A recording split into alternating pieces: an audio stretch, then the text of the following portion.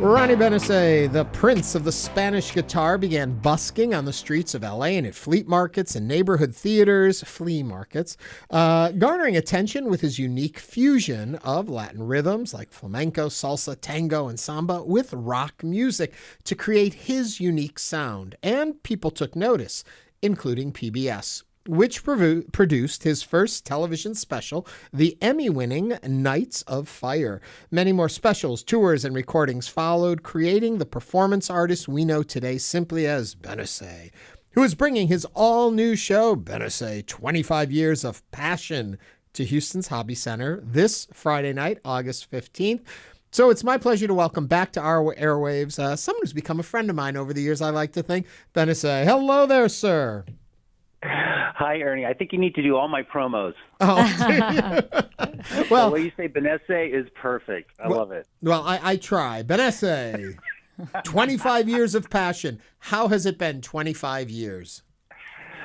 I know. It's unbelievable. PBS came on board like over 20 years ago, and before that, we were busking on the streets for 4 or 5 years, and it's flown by. But it's been great. And what's really amazing is I have some of my same dancers and band with me from over 20 years ago.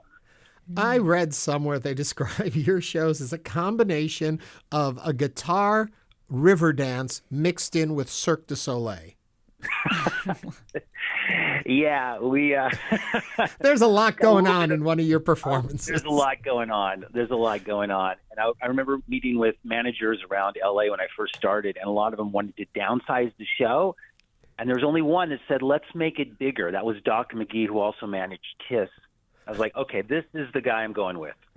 We're going to make this even bigger than I could imagine. So yeah, there's all sorts of elements, of course, different dance styles.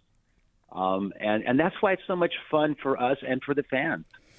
And what can the fans expect from Benise 25 Years of Passion that will be playing this Friday?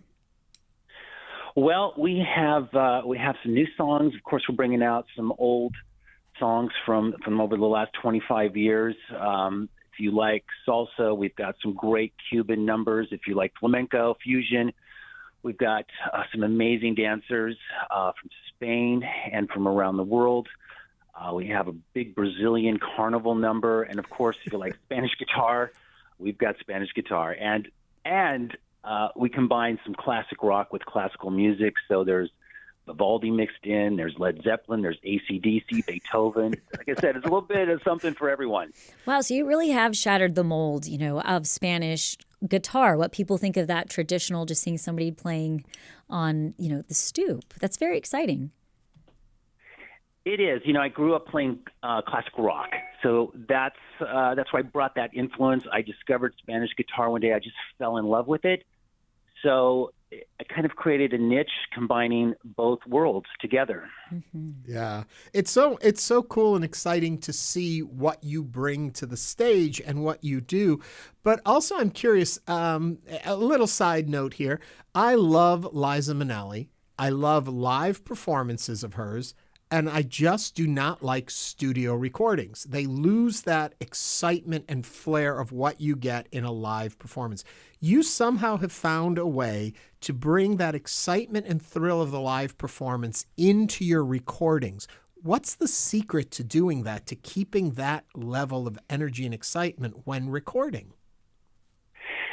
It's a great question. And it's a fine balance, but you want to capture that energy, and a lot of my solos are maybe the first take. I found through trial and error, like the first time you do something, you're not thinking, you're just doing it.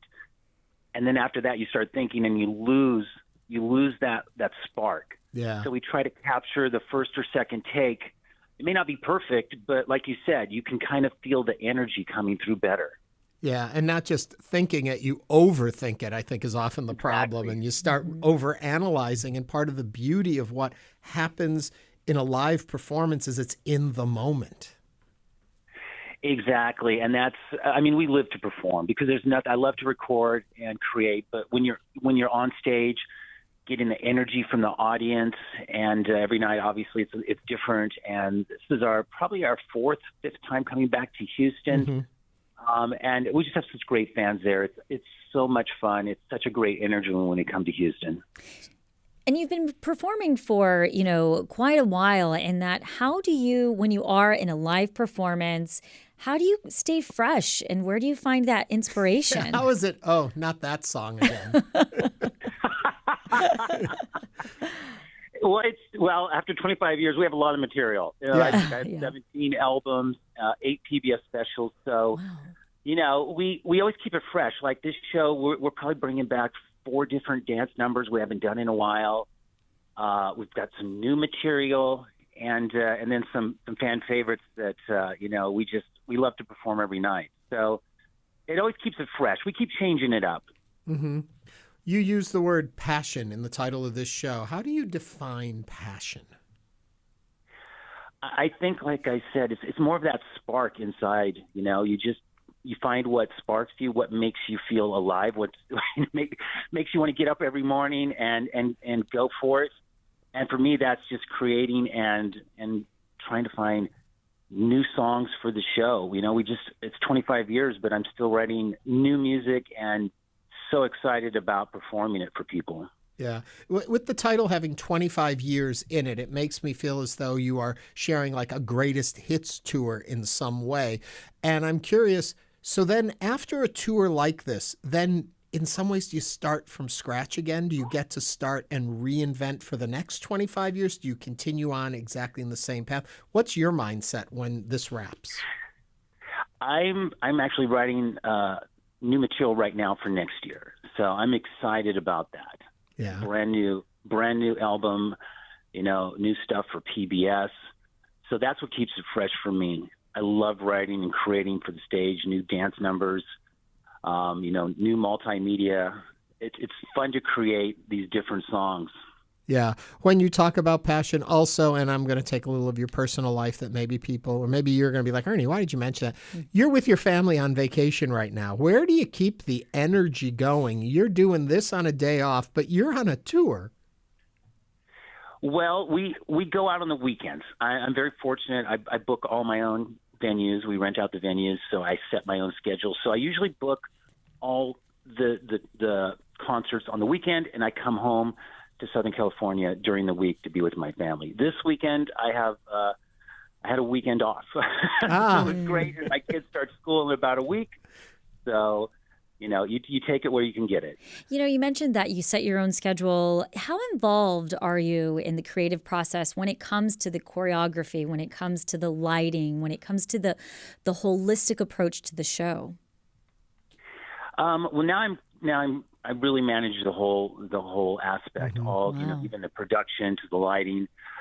Through the years, I've worked with such great producers and directors. I've been able to, get little bits of information from all of them. And so now I manage the whole show and, costumes, choreography. We sit down with my dance captain and we go over things and we come up with, some new choreography.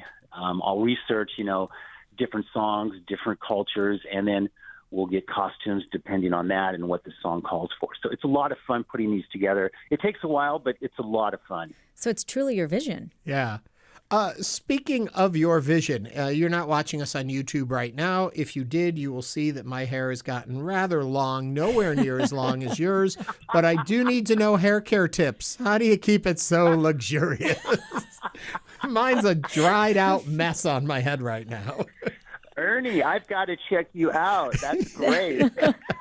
No, it's nowhere near the luxurious locks you have going. I kind of look like a fright show.